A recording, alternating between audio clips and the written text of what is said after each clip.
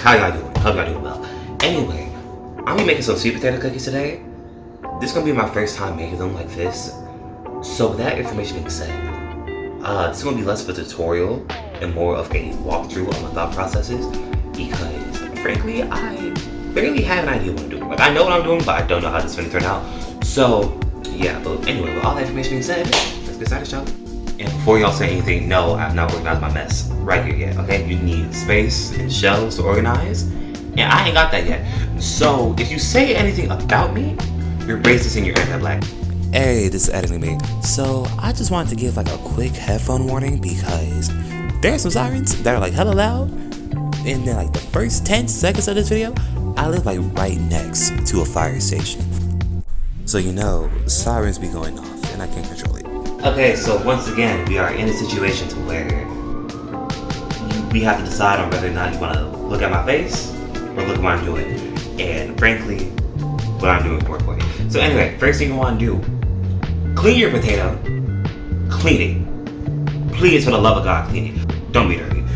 I have never seen anyone cook sweet potatoes with the skin on. I don't know if it just doesn't feel right, or if it's like just not suggested or a good idea. But anyway, peel the potato. Don't have a rinky-dink gravity potato that you got from the dollar store 5 years ago that was only supposed to be temporary, but you never got a new one, okay? Get a good quality one, because half of y'all be like, oh, I hate peeling vegetables, or I hate peeling fruit, whatever. No, you don't hate peeling them, you hate the peeler itself. Because once I actually had a good quality peeler, and not the ones that were all bendy and will like cut you and everything else, I liked it. This was satisfying to me. So do yourself a favor, get a new one. Please.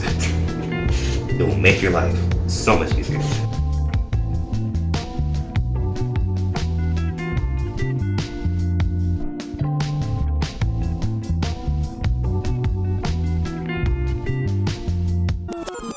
Also, does anyone have just like random childhood memories where it's like, why do I remember that? Because for me, I have a lot of them. I remember learning how to walk for some reason, but the thing that made me think about it is like, there's this one memory I have where it was me and my mom. We were at my aunt's old house. And I just remember them just peeling sweet potatoes like crazy. We like paring knives and everything else. I think my mom cut herself a few times. Same with my aunt. I think they both nicked themselves like multiple times. The crazy thing is, like, I remember the bucket. I remember them being over the thing, or like being over the sink, because like they were making. My mom was making sweet potato pie, and my aunt was gonna make candy yams. It was around Thanksgiving. I just remember them having like a whole bunch of sweet potatoes and them just peeling it, and they just talking, just yeah. So anyway, bro, I'm like, okay, why I remember that, I don't know. Out here playing the weed in the background and everything else. Anyway, this is what you want it to look like. I have my back camera on right now, so I can't tell if anything's actually an angle. I'm gonna be so upset if it's not. I really am. I really, truly am. And I'm doing all this talking right now. I might just be doing my voiceover later. I don't know. Anyway, next thing. Cut the potatoes. Now, when you do this, you're gonna want to cut the ends off. Because when it comes to the ends, they have the most strings in potatoes. So I don't know if you guys ever gone through that, but when you have things like sweet potato pie or candy yams, or more specifically sweet potato pie, it'd be like very stringy. Most of the strings come from the ends of the potato, so you want to snip those off.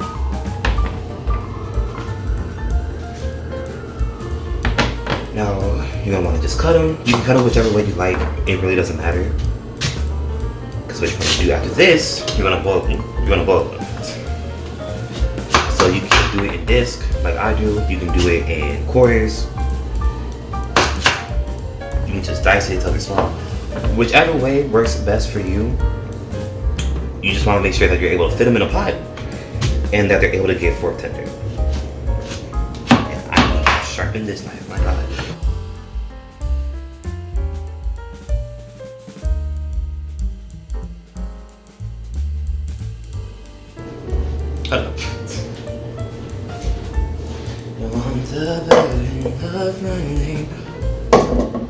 So with me, I boil my sweet potatoes to get them soft. Some people, they'll put theirs in the oven. Now you could very easily do that. If you're going to put it in the oven, just do it as if you're going to make a normal baked potato. Now each one of them has their pros and they have their cons. When it comes to blowing the sweet potatoes, they're faster, like significantly faster, but they lose a little bit of flavor. But it's so little to the point where it's like, it doesn't really matter, to me at least. But some people, they want as much as they get. And also, when it comes to baking the potatoes, it takes significantly longer. It takes like 4 hours. But you get to keep a little bit more of the flavor from the sweet potato, but it also enhances it because the sugars in it caramelize. So it really depends on what's important to you. For me, time is more important. And also that's how my mom did it, that's how my aunt did it. So that's how I'm gonna do it. So I'm gonna fill this pot with water, put it over the stove, and yeah, I'll be back. I am back once again, and I have the 4 tender sweet potatoes. So now, what you want to do with these? We'll just have to wait. You want to blend them, and the main purpose of this is to get all the strings and stuff out, like I mentioned before.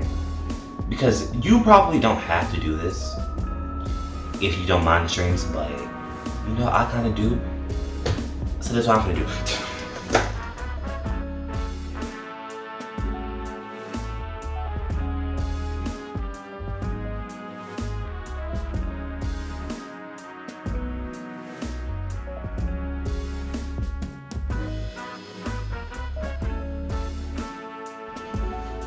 And I do not know how well y'all can see the paddle attachments, but if you can see, you can tell that there's a whole bunch of string attached to it, wrapped around it. That's what you don't want in the actual potatoes.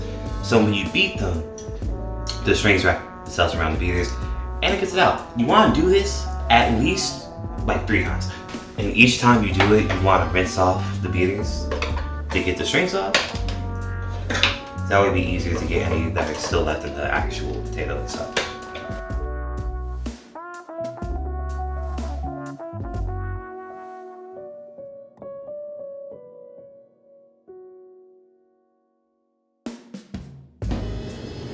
As y'all can see, there are significantly less strings than it was the first time. So you can do it till there are no more strings, but that will take a long time. I don't feel like doing that. So next up, you're going to add in your spices.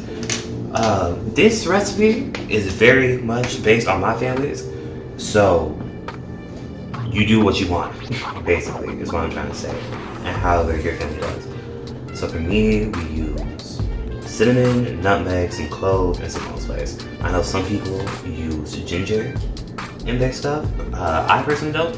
I feel that might be pretty good, but at the same time, I never really had ginger sweet potato stuff, so don't take my word for it. And when it comes to measurements, just do whatever your heart tells you, honestly. Like, I only measure because I have a very specific balance that I want to keep when it comes to the ratio of the flavors. Other than that, there's no reason for me to. And this is the wrong measure cup. So now you have your spices in there, you go ahead and just incorporate it. Your sweet potatoes, however you want. You can use the beaters again.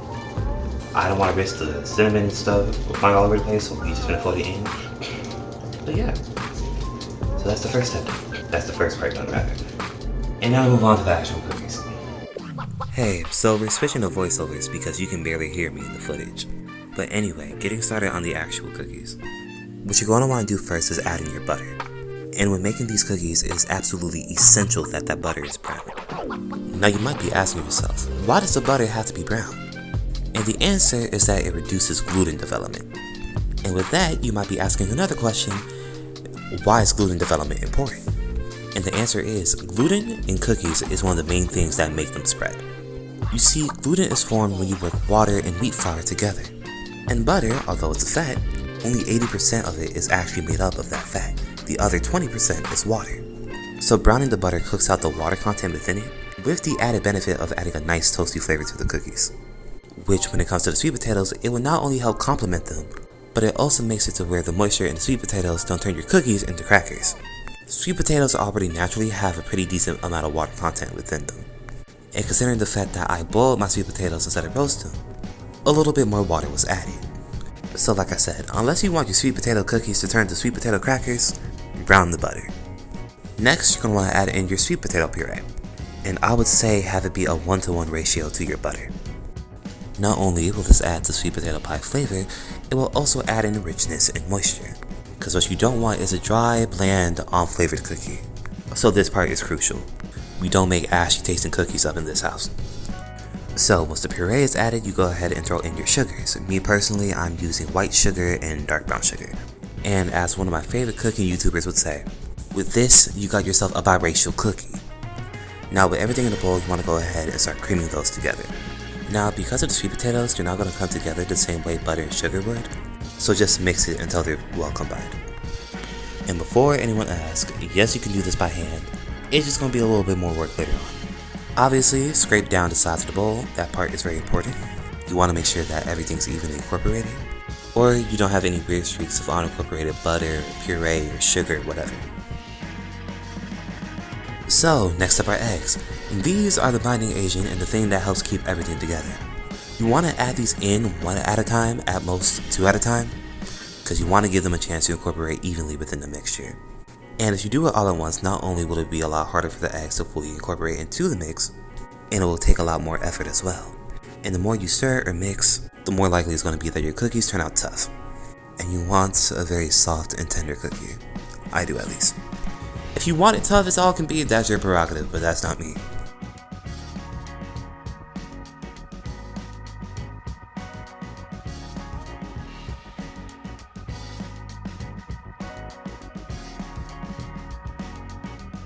Now, after the eggs, this part is technically optional, but I do advise that you go ahead and do it.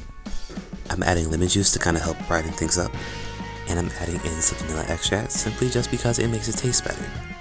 Now at this part, you can really add in anything. You can add in lemon extract, almond extract, coconut extract, butter extract, rum extract. I never tried coconut extract.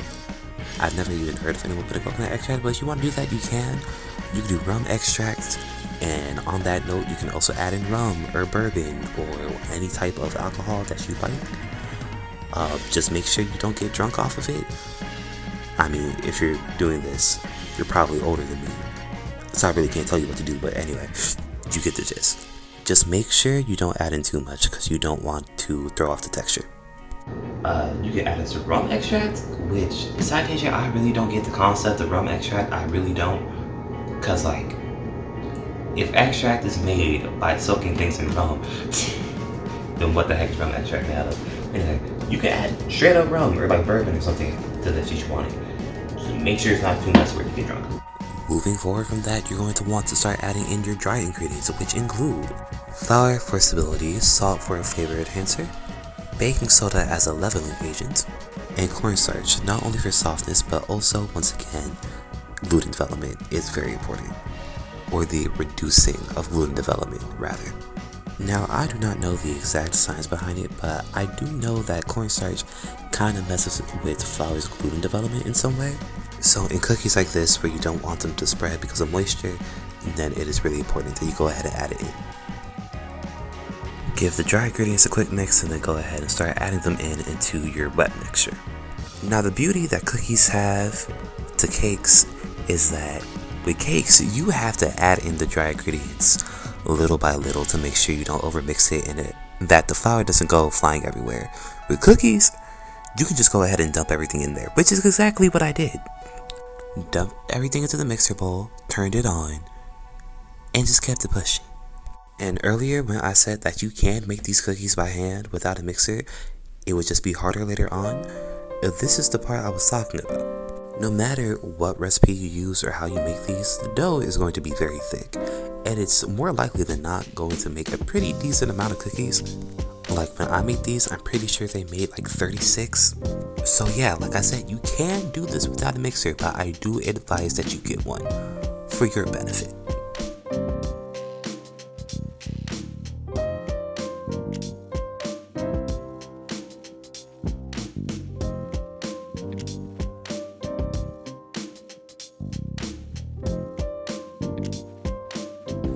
Alright, so y'all might be able to tell based off my hand movements and my body movements and everything else, but I was very excited. I was happy. Because the dough for this turned out significantly better than the last time I tried to make sweet potato cookies. Because the last time I made them like a year or so ago, when I did it, the batter, or the dough didn't even turn out like dough, it turned out like batter. It was like cake batter. But since then, I learned some things, brushed up on some things, actually thought some things out a little bit this time. And we had an actual cookie dough that was not bootleg cake batter, and that was actually able to scoop out. Now this just shows, if you fail at something, try again. Try again, even if you feel like a failure.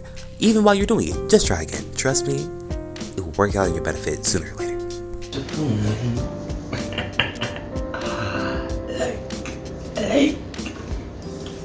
It actually turns out well. So, I'm actually gonna split this dough in two because of two reasons. One, I want to see how it bakes off chilled versus straight out the bowl.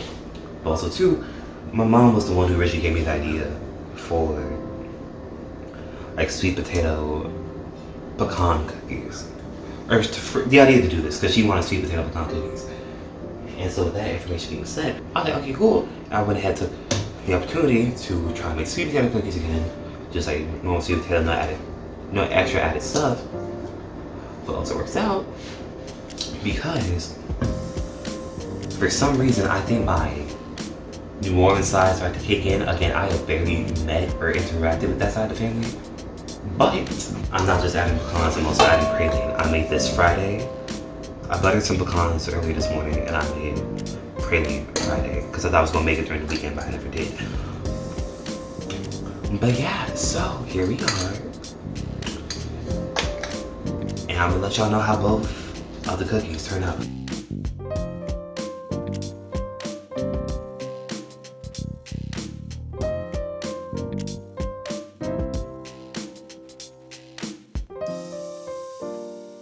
Okay, so these are what the base ones look like. I just took these out the oven. And these is how the pecan praline cookies turned out. I really don't know how to end this, so bye. Hey, so I'm just now realizing that I never actually recorded an ending or an outro to this video. So we're gonna go ahead and do it now. Here are some product pictures I took of the cookies.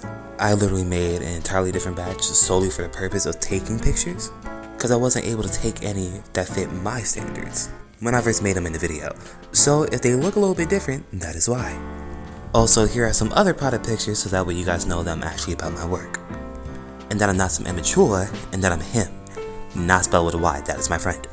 So if any of these, plus the cookies I made in the video, look enjoyable, I highly suggest that you go to my website, joshsbakery.com, where although my full variety of products are not on the site, you'll still be able to enjoy a collection of high quality cookies. And if you're really into it, you can sign up for my email list so that way you know exactly when I start bringing out new products again, alongside the returns of some of the fan favorites. But anyway, if you stayed till the end of the video, I would just like to give you my utmost gratitude and let you know that I truly do greatly appreciate it. In a world where short form content and high quality / high budget videos reign supreme, the fact that you stayed throughout the entirety of my video does mean a lot. Especially considering the fact that although this may not be the first one that I recorded, it is the first full-length video that I've posted. That wasn't a repurposed TikTok at least. Now, if you enjoyed the video, I would just like to remind you that subscribing and liking are completely free. And also, if you have any suggestions on how to improve on future videos, that would be greatly appreciated as well. And so with all that information being said, I'ma head out. And in the words of my mom and my auntie, I hope you have a good day, be blessed, be encouraged, and be safe. And don't let no better person take away your shine nor your joy. Alright, for real this time. Bye bye.